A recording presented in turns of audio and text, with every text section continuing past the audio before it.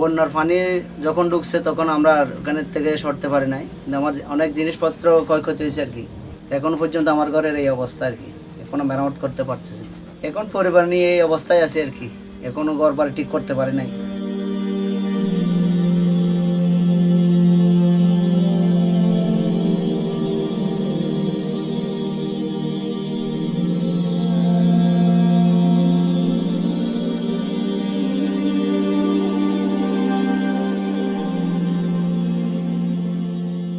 ওই আর তো পানি ঢুকে গিয়ে আর ডাবেলে মিকে বই গই গই চাল তার ভরি গই গই আর অসহায় মানুষ কুয়াশা আসে তো নাহলে লেখাপড়া করে কোনো বাড়ি ঘর নেই। আর বেশি কষ্ট আছে আর আল্লাহ ওই জিনিস কাগনের রাস্তা নেই, খানার ব্যবস্থা খানা খাইতে না পারি, পোয়াল আর জিনিস দিতে এসছি আল্লাহ রহমত আল্লাহ আর মিলে গিয়ে